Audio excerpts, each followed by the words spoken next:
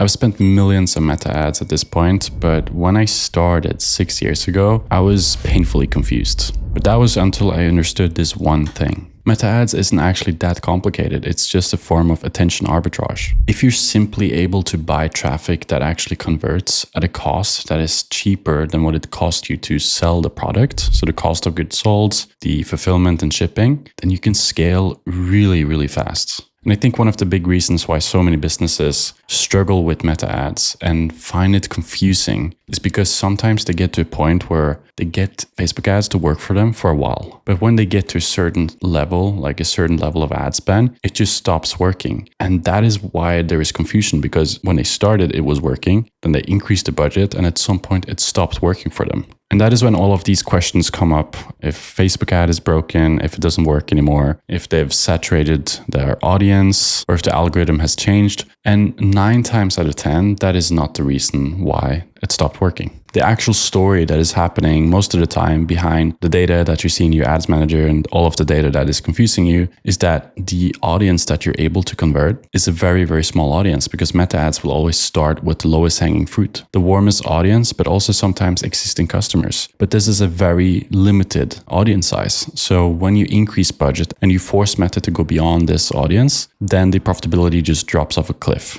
And then you turn off the campaign and then you try another campaign a few days later. And then maybe it works for a week, 2 weeks, 3 weeks. But then again, the same thing happens. It stops working at some point. And then you try another campaign and you try new ads and you continue to go through the cycle of like stopping and starting new campaigns and trying new stuff all the time. And it starts feeling like this advertising platform is just maybe not the right one for your business. And the actual thing that is happening behind the scenes is what I call the profitability paradox. Because the thing that works in the beginning, the thing that looks scalable and profitable, as soon as you put more money behind it, it just isn't profitable anymore. So what was working stops working as soon as you scale. And this is the paradox. Now, I just had this exact conversation with one of my clients earlier this year. He came in, he needed some help, and I started looking through his ad account, and he was selling a cleaning product. And when I audited the ad account, I discovered immediately what the problem was. He was mostly spending his ad spend on existing customers. I mean, that's insane. Like almost 35% of the budget went to existing customers at a frequency of 19. That's a waste of ad spend. That's a waste of ad spend. And so,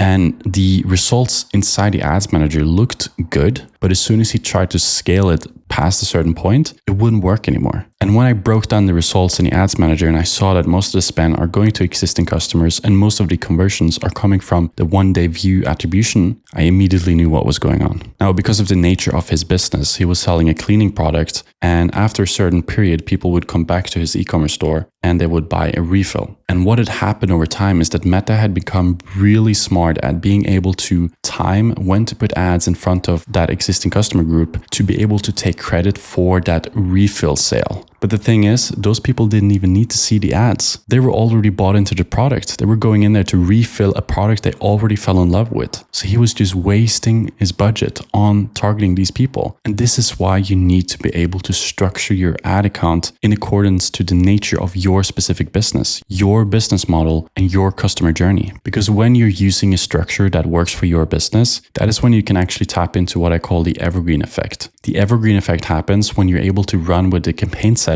where you don't need to turn off the campaigns. You can keep the campaigns running for months and years at a time. And this is when things are starting to compound in your favor, because the ad sets are getting more data. They have more historic data. So the targeting gets smarter, the algorithm gets smarter, and the ads you're running with, those winners, they will stack up a bunch of social engagement. That is so valuable in terms of having a good outbound click-through rate. When you have hundreds of comments and likes and shares on your ads, they perform a lot better. But the only way you can get those compounding results is if you're able to run with the same campaign for a very, very long time. So here's the top of funnel evergreen structure that we use for our clients, and we see this work extremely well. Now, here's the thing. We use this structure for our clients, but if you're just doing below 500 USD per day, then I would recommend just running with one CBO testing campaign. So that would be this campaign here, where you launch new ad sets every week with new batches of ads. So that would be either iterations of your best performers. If you have a concept that you see work really well for your business, then,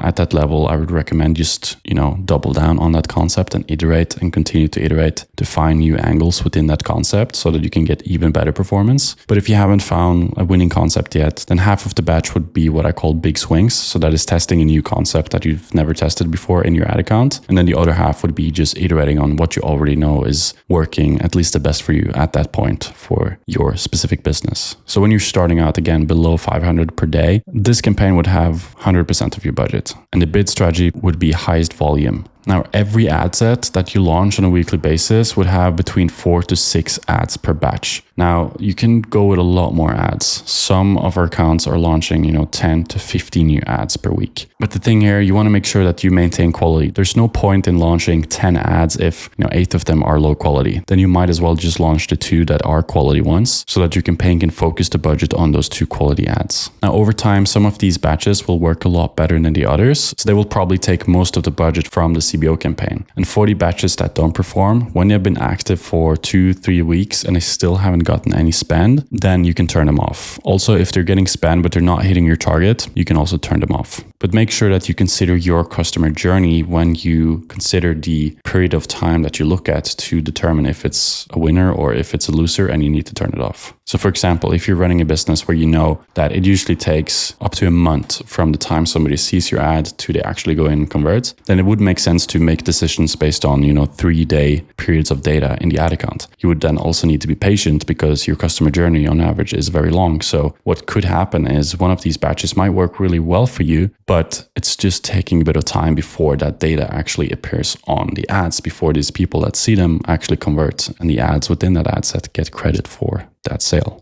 Now, as you can see, I've also written excluding existing customers. If you don't have a big group of existing customers when you're starting out, you don't need to worry about that. But further on, when we get down the line and we start spending more than 1,000 per day, when you start to have a very big customer group, then it might make sense for you to exclude existing customers as well. So that this setup right here is solely focusing on prospecting and finding you new customers to your business. Now, over time, as you scale and you get to above 1,000 USD per day or more than 50 conversion events per week, then what you want to do is you want to set up another scaling campaign. So this is going to be an Advantage plus sales campaign, just one broad ad set, also excluding existing customers. And within this one, you can have between 10 to 50 active ads. Now, the reason I'm saying that is because all of these ads that we keep in this ad set will be winners that we found from our testing campaign. Now, at this point, we will slowly transition into a setup where the testing campaign has between 20 to 40% of the account budget and the scaling campaign has 60 to 80%. But this is a transition that you do over time because after launching the scaling campaign, it will just be a fresh campaign and it won't have any data and momentum yet. But over time, as you introduce more and more winners that you find from the testing campaign, so by winners, I mean ads that are hitting your target CPA or ROAS at volume, when you introduce those to the scaling campaign, you will over time have multiple different winners. And at that point, it would make more sense for you to focus your budget on those winners instead of keep pouring money into testing. In your early days, of course, it makes more sense to invest in testing to find those winners. But when you have momentum and you have found winners, that is where you want to spend the majority of the budget. Now, another reason why we want to have a separate scaling campaign is because of the bid strategy. Because on this campaign, we want to use cost caps. That would be either ROAS goal or cost per sold goal. Reason for that is when you get to a very high spend, the volatility of results will be more risky for you. If you have one bad day and you spend all of your budget, but you don't get any good profitability from that day, then that's going to hurt your bottom line a lot more than if you have a smaller daily budget. So what we want to do is we want to set either a ROAS goal or a cost per sold goal to make sure that we're forcing Meta to a certain degree to protect our profitability. And this is the Evergreen setup that allows us to scale.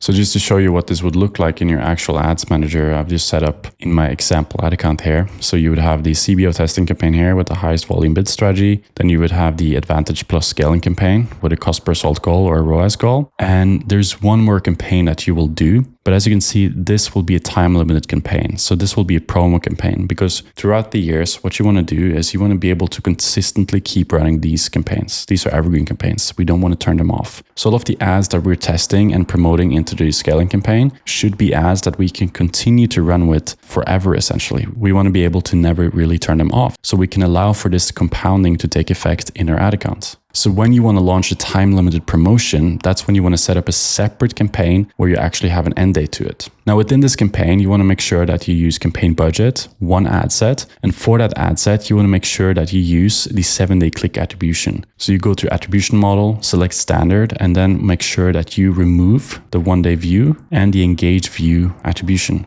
Reason for that is we want to make sure that this promotional campaign only takes credit for sales that it actually generates so that we minimize the overlap with the evergreen campaigns that we have in the account. And that way, this campaign will optimize to find people in your audience that actually needs to see this promotion, click on the ad to go in and convert. The people that just view the ad and then convert, they might have been wanting to purchase anyways through our evergreen setup. So we want to make sure we only use the click-through attribution. Now, if you're running with a really short promotional period, you can actually use the 1-day attribution. So let's say, for example, you're running a flash sale. In that case, if you're just running for 2 days, you can use the 1-day attribution because the 7-day attribution doesn't make sense because you're not running it for 7 days. So just do 1-day attribution. And by doing it this way, Meta will now optimize to show our ads to people that are likely to click and convert that same day. And then of course you would also put an end date to this campaign. So this is just an example, but you would definitely put an end date to it. Now, these are the main campaigns most businesses would run, but for some businesses, and also when you get to a certain stage where you have a really large existing customer base, then it might make sense for you to actually be able to manually control how much you're spending on those existing customers to get them to come back. Now, of course, this also depends on your retention structure. If you also have, email marketing, SMS marketing, and you're running a lot of other things outside of Meta ads to get your customers to come back, then maybe you don't really need to spend that much on Meta to get them to come back. But the point here is if we want to exclude existing customers from the scaling campaign and the testing campaign, then what we want to do is we want to have a separate retention setup, which will be a CBO campaign with daily budget, highest volume, 7-day click or 1-day view attribution, where you only include all customers. And then you would have a bunch of different ads that are relevant for existing customers to get them to come back. And usually that would be some fresh ads that will be updated with new launches, new products, all stuff that existing customers will understand and resonate with. And for this campaign, you would probably run with a very small budget compared to the other campaigns that you're running, but you would also want to have a frequency target in mind. So that's not something you set on the settings, but in your ads manager, what you want to look at is you want to go to the results. You want to look at the frequency number, which tells you how often on average your audience is seeing your ads. Because if this retention campaign is getting a frequency, let's say between 5 to 10, after people are seeing your ads on average more than 10 times, it probably doesn't make sense to increase your budget anymore because they're seeing your ads so frequently. And we also don't want to annoy your existing customers with your ads too much. So in order to figure out what the ideal spend for this campaign would be, you want to make sure you look at the frequency. And remember, when you set up the retention campaign, you want to make sure you exclude existing customers from those two other campaigns, the scaling and the testing campaign, because we want to minimize the overlap in your account. Now, all that being said, the structure is pretty simple to do, but what is not as simple to do and where the actual lever is in terms of how you can make attention arbitrage work for you on Meta is in the creative testing, the ads that you launch in these weekly batches, how sophisticated and how much effort you put into actually creating high quality ads that are backed by data and research, not just your own data, but your competitors or other businesses in your industry that are doing super well, and how you can take those ideas, plug them into your ad account to be able to consistently find your winners, because that is the name of the game, being able to consistently iterate and find new concepts that work for you. And this is how you can get to the stage where I've actually experienced with multiple of my previous clients and existing clients, where you get to a point where you scale your campaign so much that scaling in Meta ads is no longer the bottleneck. The bottleneck becomes your operations, having enough stock. And that is when you're forced to get to the next level in business and actually take things to the next level. Now, creative strategy and creative testing is a whole nother video in itself. So I'm not going to talk about that in this video, but I actually have a swipe file with some of the best ads that I've recently found, where I actually also made a Loom video and I broke down like all those different formats, which types of businesses I think could benefit from those formats. And that's a very extensive long video. So if you want to get access to that and the swipe file, make sure you click the link in the description of this video and I'll send that to your inbox. Also, if you have any questions to what I discussed in this video, make sure you leave a comment down below. I answer all the comments from my subscribers first, so make sure you subscribe as well. Thank you so much for watching, and I'll see you in the next video.